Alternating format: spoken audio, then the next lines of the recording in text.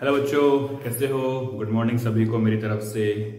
Okay, तो आज हम अपना लेक्चर आगे बढ़ाएंगे। क्लास 11th का चैप्टर का नाम हम कर रहे हैं some basic concept of chemistry. उसमें हमने पढ़ा था साइंटिफिक फिगर्स के बारे में, साइंटिफिक नोटेशन के बारे में, not scientific figure, I will say significant figure के बारे में, साइंटिफिक नोटेशन के बारे में, एक्यूरेसी क्या है, प्रिसीजन क्या है, उसके बारे में। अब हम थोड़ा केमिस्ट्री की तरफ फोकस करेंगे अपना, जहां पर हम पढ़ेंगे केमिकल कॉम्बिनेशंस ऑफ लॉज कि कौन कौन से लॉज है जो केमिकल कॉम्बिनेशन को गवर्न करते हैं। 10th क्लास में आप पढ़ के आ चुके केमिकल रिएक्शन एंड इक्वेशन। उसमें कुछ रिएक्टेंट आपस में कंबाइन करके प्रोडक्ट बनाते थे। वो सभी केमिकल रिएक्शंस जो है कुछ लॉज को फॉलो करती है। उन लॉज के बारे में हम अब जानेंगे इस क्लास में। तो चलिए स्टार्ट करते हैं। तो टॉपिक जो हमारा आज का that is law of chemical combination.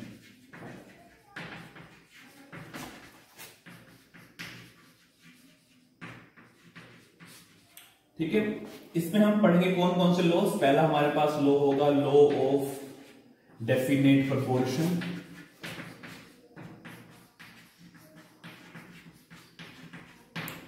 Second हम पढ़ेंगे यहां पे law of multiple proportion.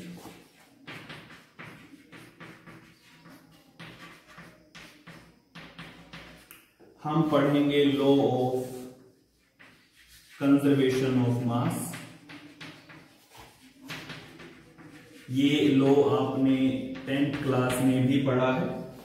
Fourth हम पढ़ेंगे law of reciprocal proportion.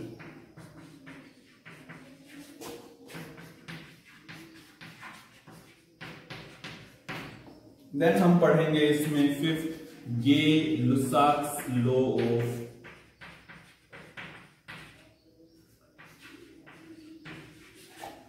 Gaseous volume. हम पढ़ेंगे एवोगैड्रोस लॉ के बारे में। एंड ये सब इनमें से जो ये 4 लॉज हैं, पहले 4 इसे हम आज पढ़ेंगे। ये जो बाकी 2 लॉ हमारे पास बच जाते हैं इसको हम पढ़ेंगे नेक्स्ट लेक्चर में, और उसी नेक्स्ट लेक्चर में हम उससे थोड़ा सा आगे भी बढ़ेंगे टॉपिक में अपने। ठीक है, सबसे पहले हम करना चाहेंगे law of conservation of mass.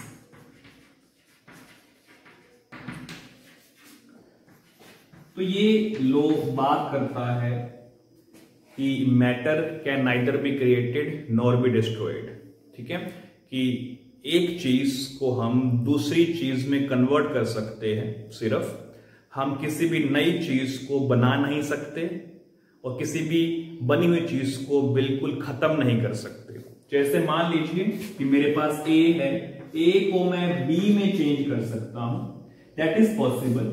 लेकिन when I have nothing, nothing से मैं ए नहीं बना सकता, और अगर मेरे पास बी है तो बी को मैं नथिंग में चेंज नहीं कर सकता। It is not possible. ठीक है, this is the first law, that is law of mass conservation. ये कहता है matter can neither be created nor be destroyed, कि मैटर को ना तो हम बना सकते हैं ना ही हम उसको खत्म कर सकते हैं। ठीक है, इस लॉ में थोड़ा मॉडिफिकेशन हुआ था आइंस्टाइन की थ्योरी के बाद। उस थ्योरी में यह कहा गया था कि मास जो है वो एनर्जी में कन्वर्ट हो सकता है, मतलब कुछ मास का हम लॉस करके उसके इक्विवेलेंट अमाउंट ऑफ एनर्जी को बना सकते हैं। तो इस लॉ का जो नाम है वो चेंज करके रख दिया गया law of energy and mass conservation. उसके बारे में बात करते हैं। सबसे पहले इसे नोट कीजिए।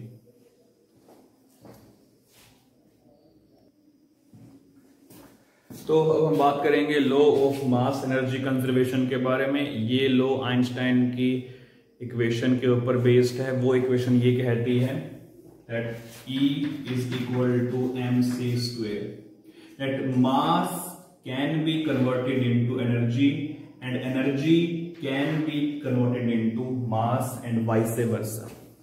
This equation is mostly applicable in case of nuclear reactions. ठीक है। So this law is applicable mostly to nuclear reactions.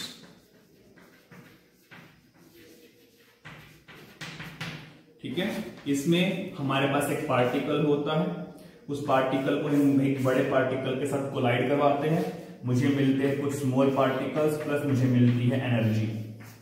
अब ये स्मॉल पार्टिकल्स हैं और ये जो दोनों पार्टिकल्स हैं इनके मास में डिफरेंस होता है, उस मास का जो डिफरेंस आया है वही मास का डिफरेंस इस एनर्जी में कन्वर्ट हो जाता है, यानी कि कुछ मास का लॉस हो गया और वो जो मास का लॉस हुआ वो एनर्जी की फॉर्म में बाहर निकल गया।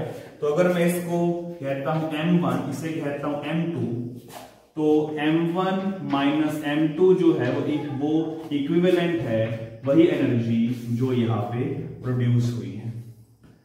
That is law of energy mass conservation. ठीक है, अब एक बार हम अपने केमिकल लॉ के ऊपर आते हैं, that is law of mass conservation.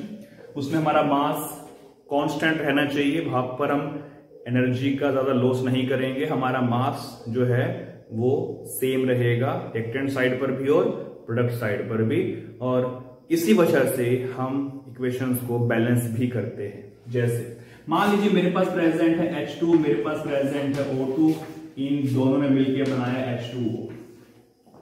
इसका मास है 2U, U मतलब यूनिफाइड मास, इसका मास है 32U, और अगर मैं इसका मास कैलकुलेट करता हूं that will come out to be 18U।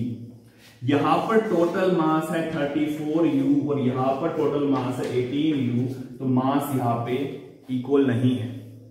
अब क्योंकि केमिकल इक्वेशंस केमिकल लॉ को फॉलो करेगी ही करेगी, तो हमें इस दोनों तरफ मास को इक्वल करना पड़ेगा। उसके लिए हम करेंगे इक्वेशंस की बैलेंसिंग। तो बैलेंसिंग करेंगे तो ये बन जाएगा 2H2 plus O2 and we will get 2H2O। तो अब इसका मास हो गया 4U, इसका मास हो गया 32U, इसका मास हो जाएगा 36U। तो इस तरफ का मास 36U है, ये मास 36U है, दोनों तरफ मास हमारा बैलेंस हो गया। Now this satisfies law of mass conservation. ये U क्या है इसके बारे में हम आगे आने वाले टॉपिक्स में पढ़ेंगे, बस मैं बता देता हूं कि U को हम कहते हैं यूनिफाइड मास, और U की जगह पे कभी कभी आपको AMU भी लिखा मिलता है, that is known as atomic mass unit. तो इन दोनों को हम डिफाइन करेंगे आगे आने वाले टॉपिक्स के अंदर, बस आप इसका एक झलक लिख लीजिए तो नोट कर लेंगे, फिर हम आगे बढ़ते हैं।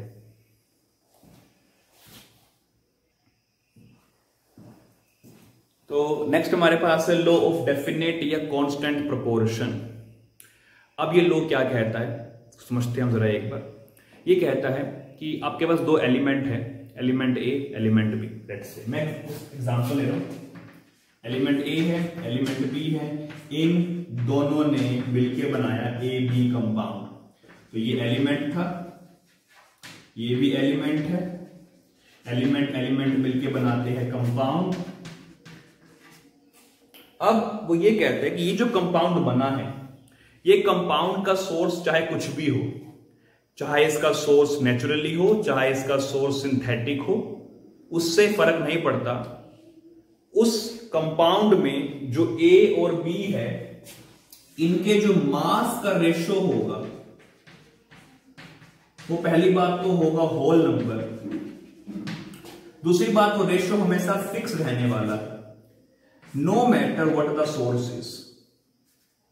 कि सोर्स कुछ भी हो सकता है, लेकिन जो उसमें रेशो होगा उन एलिमेंट्स के मास का वो हमेशा फिक्स रहने वाला है उस पर्टिकुलर कंपाउंड के अंदर। एग्जांपल लेता हूं, मान लीजिए मेरे पास कार्बन है, मेरे पास ऑक्सीजन है, इन दोनों ने मिलकर बनाया कार्बन डाइऑक्साइड। पहली बात तो हमें ये चेक करना है कि क्या ये equation law of conservation of mass को फॉलो करती है।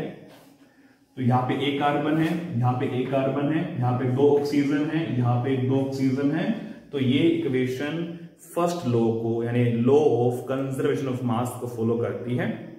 अब चेक करते हैं क्या ये इस लॉ को भी फॉलो करती है या नहीं। तो अब CO2 का सोर्स कुछ भी हो, चाहे इसका सोर्स हो एटमॉस्फेयर, चाहे इसका सोर्स हमारे पास हो ब्रीदिंग आउट, हम जो ब्रीद करते हैं गैस वो CO2 होती है, चाहे इसका सोर्स हो केमिकल या फिर लेबोरेटरी से हमें मिलेगी, कुछ भी इसका सोर्स हो सकता है।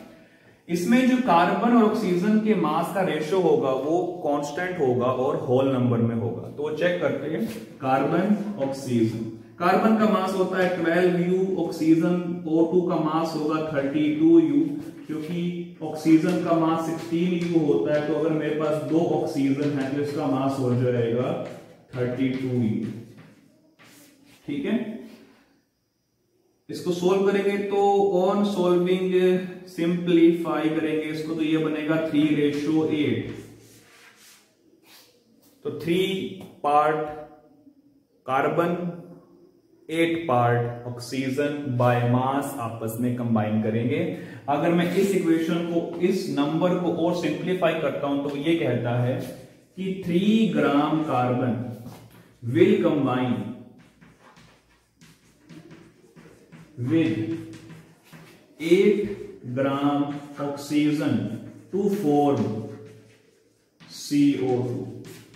ये मतलब है इस रेशो का। समझ के सब बातें वाली। एग्जाम्पल हम एक और लेते हैं समझने के लिए जरा। तो एग्जाम्पल मैं लेना चाहूंगा यहां पे ही, इसको मैं इरेज कर देता हूं। आई थिंक इसको सबने नोट कर लिया होगा। तो एग्जाम्पल मेरे पास मान लीजिए प्रेजेंट है वाटर का, ठीक है। H का मास होता है 1U, 2H है तो इसका मास हो जाएगा 2U। U की जगह हम ग्राम भी ले सकते हैं, इट डजंट मैटर कि क्या होगा वो। तो 2U 16U ratio, that will become 1:8। इस रेशो का मतलब है that 1 gram hydrogen combines with 8 gram oxygen to form water. ये मतलब है इस रेशियो का। तो आई थिंक सभी को ये लो समझ में आ गया होगा, इसे भी नोट कर लेंगे।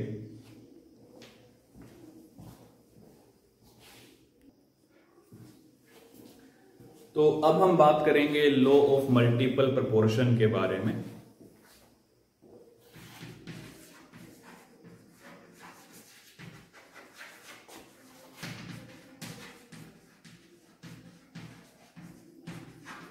तो मल्टीपल प्रोपोर्शन का मतलब क्या है यहां पे, कि हमारे पास कुछ कंपाउंड ऐसे होते हैं, कुछ एलिमेंट ऐसे होते हैं जब वो आपस में मिलके कंपाउंड बनाते हैं तो कंपाउंड जो है वो 2 या 2 से ज्यादा बन सकते हैं।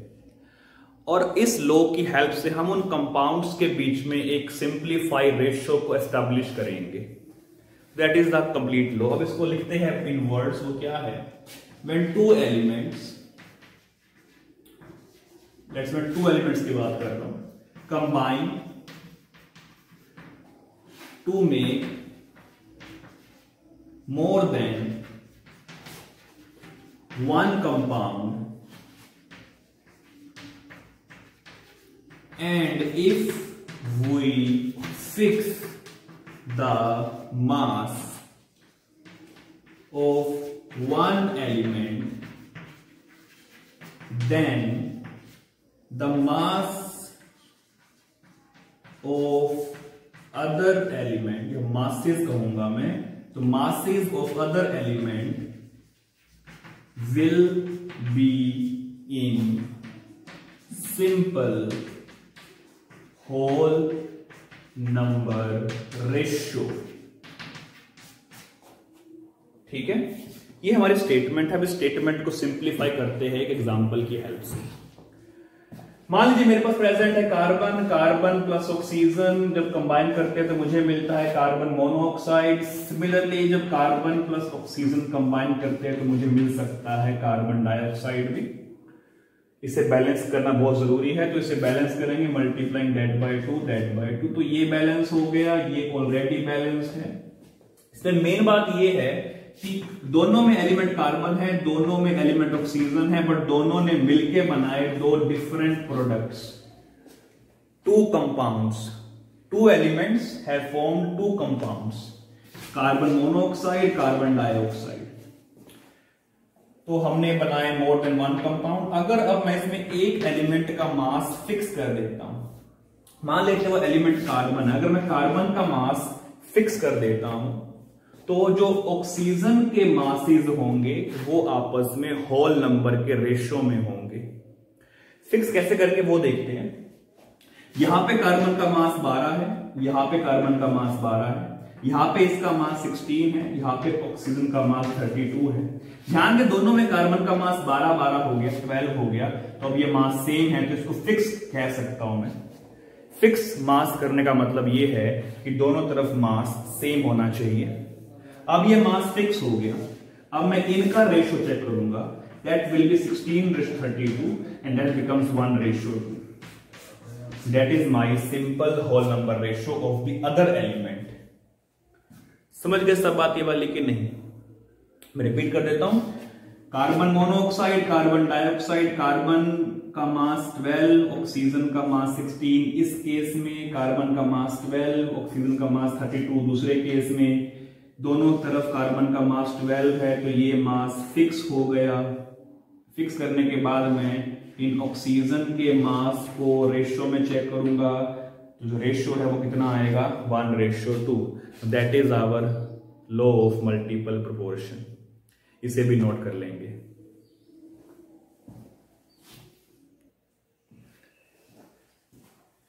नेक्स्ट हमारे पास है लॉ ऑफ रेसिप्रोकल प्रोपोर्शन। ये लॉ थोड़ा सा एडवांस है, थोड़ा सा कॉम्प्लिकेटेड है, it might confuse you, but don't worry, जब तक मैं यहां पे हूं कुछ भी कंफ्यूजन तुम्हें होने नहीं दूंगा। ओके, तो what is law of reciprocal proportion? ये क्या कहता है? When two elements A and B combines with fixed mass of third element C, then the ratio of masses of A and B is either same or some multiple of that ratio when A and B combines directly with each other।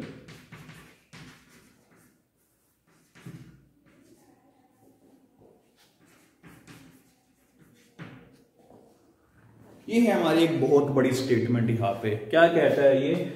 जब दो element ए और B आपस में combine जब दो element ए और B combine करते हैं तीसरे एलिमेंट सी के साथ, और उस सी का मास हमें फिक्स चाहिए। फिक्स मास मतलब पता लग गया आपको पहले हमने क्या किया था। तो जब दो एलिमेंट ए और बी कंबाइन करते हैं fix mass of third element C के साथ, देन जो रेशियो होगा मासेस का ए और बी का, वो सेम होगा या मल्टीपल होगा उस रेशियो का जब ए और बी आपस में कंबाइन करेंगे, डायरेक्टली कंबाइन करेंगे। अब मतलब क्या है जरा ये देख लेते हैं।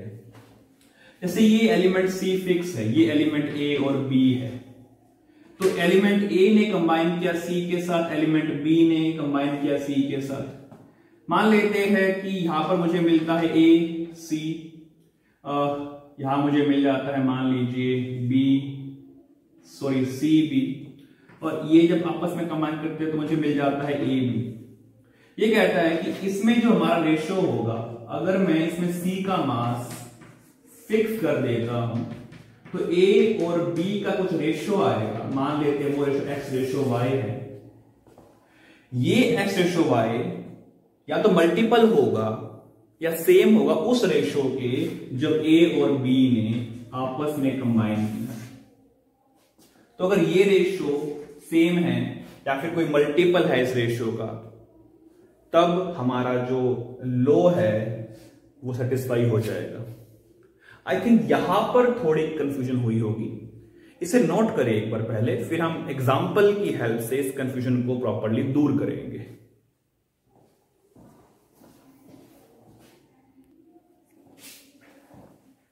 चलिए अब एग्जाम्पल की हेल्प से अपनी कंफ्यूजन को हम बिल्कुल दूर कर देते हैं। तो मान लेते हैं मेरे पास कार्बन है और हाइड्रोजन है, ये AB मान लेते हैं, ये कंबाइन करते हैं ऑक्सीजन के साथ।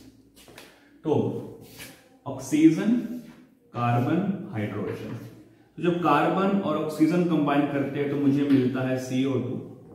जब ऑक्सीजन और हाइड्रोजन कंबाइन करते हैं तो मुझे मिलता है H2O।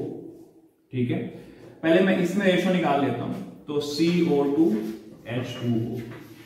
इसमें कार्बन का मास 12, ऑक्सीजन का मास 32, हाइड्रोजन का मास 2 है, ऑक्सीजन का मास 16 है। तो मुझे ना ऑक्सीजन का मास फिक्स करना है। यहां पर 32 है, यहां पर 16 है, तो अगर मैं इस पूरे को 2 से मल्टीप्लाई कर देता हूं तो ये बन जाएगा 4 and 32। तो अब ऑक्सीजन का मास जो है वो फिक्स हो गया। अब मैं कार्बन और हाइड्रोजन के मास का रेशो निकाल लेता हूं, तो ये बनेगा 12:4 यानी कि 3:1। तो ये रेशो कब आया? जब वो इनडायरेक्टली कंबाइन हुए। इसमें हमने O का मास फिक्स किया, तो हमने यहां से कार्बन का मास निकाल लिया। अब सेकंड केस में जब कार्बन और हाइड्रोजन आपस में कंबाइन करते हैं तो वो बनाते हैं CH4। अब मैं एक बार CH4 में भी रेशो निकाल लेता हूं, तो कार्बन का 12 होता है, हाइड्रोजन का यहां 4 आ जाएगा, तो दैट बिकम्स 3:1। ध्यान दे पा रहे, जो रेशो था वो सेम है, तो बिकॉज रेशो सेम है तो यहां पर हमारा जो लॉ ऑफ रेसिप्रोकल प्रोपोर्शन है वो सेटिस्फाई हो जाता है। आई थिंक सभी को अब यह बात समझ में आ गई होगी कि इसे कैसे सोल्व करना है हमको, तो इसे भी नोट कर लेंगे।